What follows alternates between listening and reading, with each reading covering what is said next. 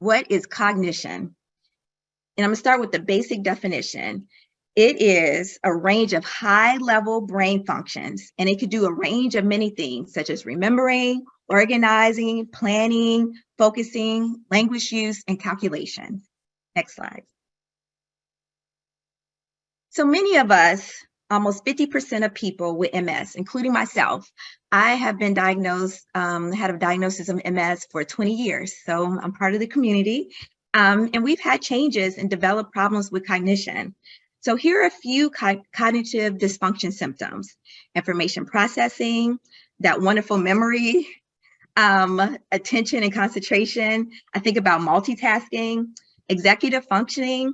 I'm not sure if you all heard much about this term, but if you're around school-age people, we speak about that often when talking about planning and prioritizing assignments and tests. It's the same with adults. So additionally, cognitive dysfunction symptoms can also include visual spatial functions and verbal fluency. I'll call it trying to find that elusive word. You just can't quite get it, but that's part of it. Next slide. So what does it look like in everyday life? A few examples of cognitive dysfunctions are: do you feel like your thinking has gotten slower? So some people describe it as, I feel like I have molasses in my brain. Another example is, do you struggle to find that right word? It has been described as I hit a wall in a conversation, like the conversation is coming, but you cannot come up with the word you want to say. And the last example I have is, do you struggle to forget those everyday tasks? So it has been described as, it was in this article that I read in the Momentum by Brandy Jefferson. And the title was A Closer Look at Cognition. And it discussed this particular patient's symptoms. Some of the person's symptoms was not being able to remember if they put detergent in the washing machine. I'm not sure how many other people have done that, or having challenges following the steps in a recipe. So reading that article and seeing the cognitive dysfunction symptoms such as memory, attention, and concentration was a major concern for this person in the article. And if you get a chance, that was really interesting to read about this patient's journey of getting diagnosed with cognitive dysfunction and some of her symptoms. So if you get a chance, check that out. Okay, next slide. So I like strategies. That's the clinician in me. So what can be done?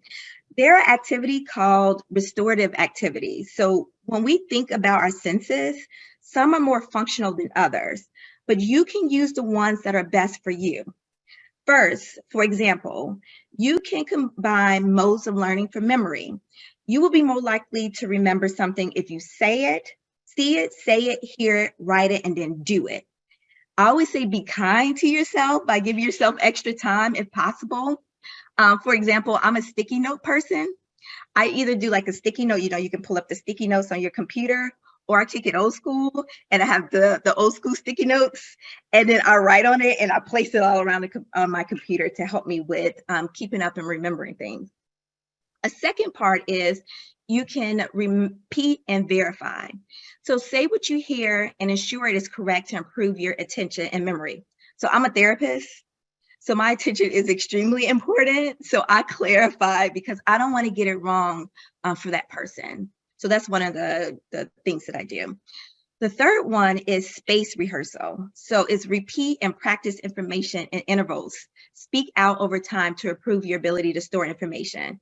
Trying to do everything in one sitting is challenging. I know it is for me, especially if you're having difficulty with concentration. So I tend to get up and give myself breaks by doing something mindless like laundry. And then I come back to the task. Well, I often set a timer because I don't want to go back to that task anyway. So I time myself. I'm like, okay, I'll do this for 10 minutes and then I'll go back to the task. But the timer helps me remember it because sometimes we forget those things.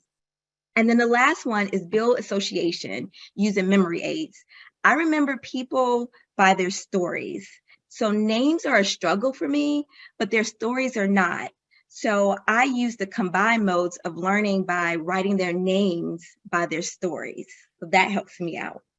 And then the last part is another set of activities is called compensatory activities. And this can help when we have to make up functions that are no longer working.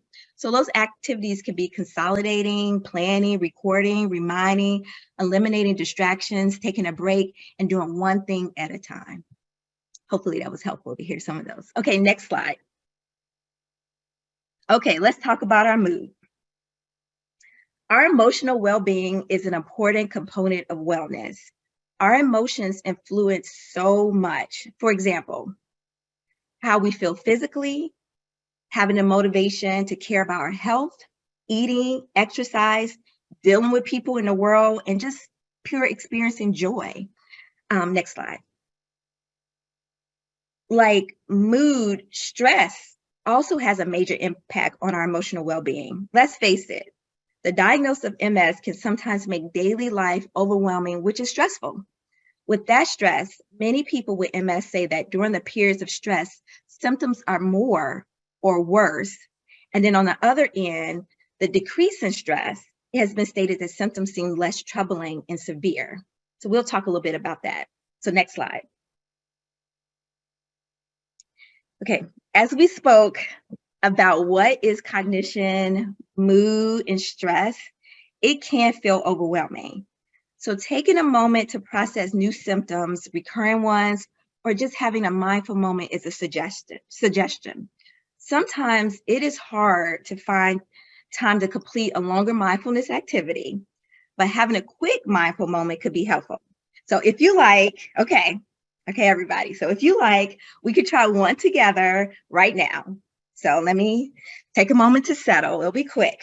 Okay, you all ready? Okay, let's begin. Step 1, stopping. If you can close your eyes for a moment, place your hand over your heart if possible, feeling your heartbeat. If you feel upset or angry or sad, allow it to stay with you for this second. Step 2, take deep breaths. Some of us have to take shallow breaths for a variety of reasons, which is okay.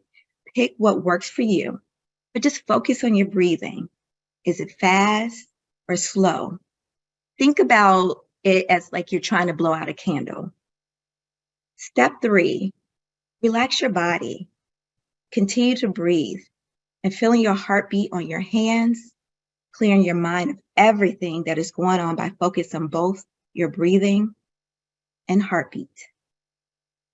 And step 4, slowly open your eyes, remove your hand from your heart, and take a moment to get back to where you are. How was that? Hopefully quick and easy. This is something that we can quickly do for ourselves. And the last part I always say when we do mindful moments is that do not judge yourself. This is like the step 5 after you finish. Don't judge yourself or others. Stay focused in the present on your task and on your breathing and heartbeat. It's not a wrong way to do it, just your way. We all experience emotions differently.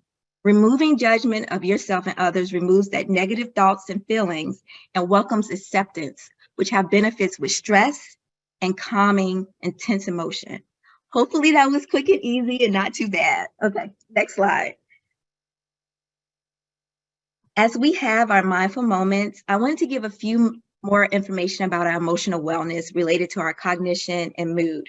Approximately 50% of people with MS will experience a depressive episode in their lifetime. When we think about it, the uncertainty, grief, and fear, brain lesions are real for people navigating MS. It can manifest as deep sadness and or loss of pleasure in previously enjoyed activities. Next slide. Some other symptoms I like to just talk through it really quickly is included in irritability, sadness, change in appetite, sleep disturbances, agitation, fatigue, feeling of worthlessness or guilt, problems with thinking and concentration, and persistent thoughts of death and suicide are some other symptoms of depression. Okay, next slide. So you know I like a strategy. So what are some strategies? So let's think about an umbrella. There are negative thoughts that bombard us at times. So let's go here first. Can we take a moment to think of a negative statement? Let's think of a negative statement. Okay, I have mine. I don't think I will ever finish this paper. I have a paper to write, just for the record, because it's ridiculous and not part of my skill set, and I want to quit and give up. So This thought has me focusing on the negative aspect of a task in myself. So what can an umbrella thought do? So what does an umbrella do? So we can start there. It shields us from the elements that we find uncomfortable. That umbrella is going to shield us from our negative thoughts. Okay, so think about that. Next, let's think about our positive thoughts. So let's start there. My example, I suck at this paper. My positive thoughts are about myself is I am creative. I have written hundreds of things before, so I have the ability to complete it. I am thoughtful, smart, and a task completer. When I'm on, and I do good work. So those are my positive thoughts. So I have my negative thoughts and I have my positive thoughts. So I'm gonna think of both of these pockets as raindrops in terms of positive, negative. Have my umbrella up. I will shield myself from the negative thoughts and I'm gonna let the positive drops fall on me. Even if I miss and I hit myself with negativity, some of those negative thoughts, the goal is to have enough positive ones to get through the situation. Later, in one more example, I'll show one more umbrella exercise for anxiety. So I hope this is a little helpful. This is just a little, I like to illustrate things. Okay, next slide. What is anxiety? I don't like to talk in all or nothing. I'm not an all or nothing person. I live in the gray a lot. But for anxiety, I think that everyone has felt anxiety at some point. Feelings of being nervous, tense, panic, or worried are typical of anxiety. Additionally, it can also lead to increased heart rate, sweating, trembling, sleep disturbances, GI problems, or even difficulties with concentration, memory, what we talked about before. About 1 in 3 people with MS have an anxiety disorder. Anxiety, understandably, tends to be more common during and after diagnosis, during a MS relapse, and or after changing and functioning. So I wanted to put that in perspective for us. Next slide. So this is my last exercise. Okay, this is the very part of the end. So when we talked about the umbrella, I just like the little image of umbrella. It is called game control, and we're going to talk about it through anxiety. Starting with what can I not control? One thing I can't control is the weather. If I could, I would have 75 degrees all the time, no humidity, no heat, no intense weather. I'm sure I have some takers with that. I hope I have some takers with that. So in that way, I will also look at other things I can control. So I think about that. I can't control other behaviors. I can't control people staring at me if I stumble at times and have difficulty walking or using a walking device. So if I can't control that, what can I control in that situation? I can control my attitude. Do I get upset with people staring, or do I just continue my task? I can control my behavior. I can control taking my meds. I can control going and get my infusions. I can control being frustrated each time I have to go to the doctor and receive news about my progress.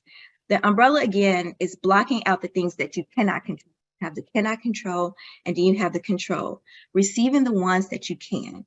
Hopefully these images and examples will help with mindset shifts, especially when things that kind of are out of our control.